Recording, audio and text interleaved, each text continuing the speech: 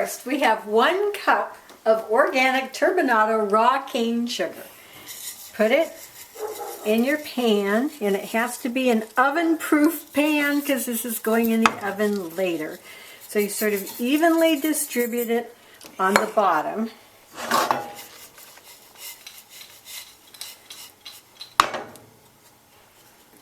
Okay, just sort of get it as even as you can, not critical. All right, and then you take 1 stick of unsalted sweet cream butter and you cut little pieces and you put them on top of the sugar. Now we're going to put in just a little bit of vanilla, not a whole lot, just splash a little in there. Not scientific, doesn't need to be measured. We're going to sprinkle on a little bit of cinnamon.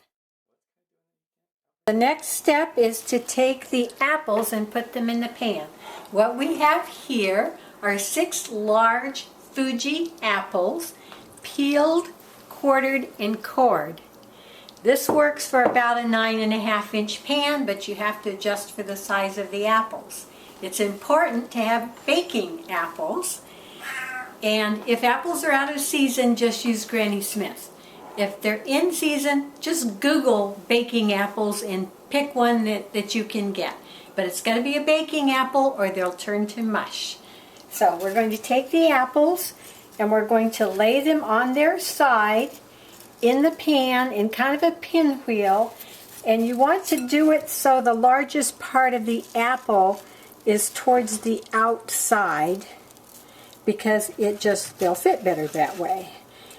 And you want to cram them in there really good because the apples will shrink as they cook. So you don't want to leave any more space than you absolutely have to leave. The apples are in the pan and it's ready to start.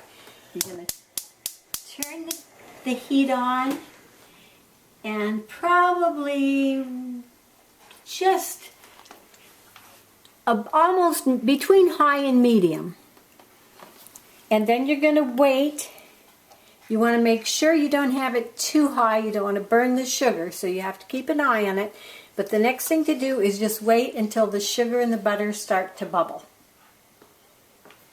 After the apples have been cooking on top of the stove for about an hour on medium heat, and you see that the juice is starting to caramelize, then you put the pie crust over top of the apples.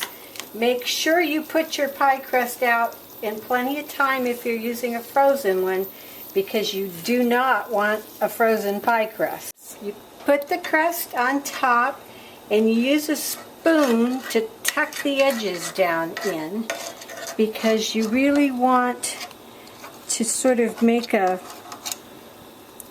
dish for the tart when it's cooking.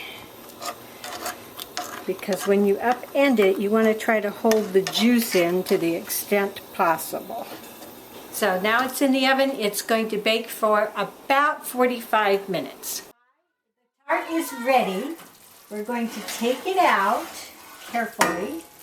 We're going to set it on top of the stove and we're going to let it cool for about 15 minutes.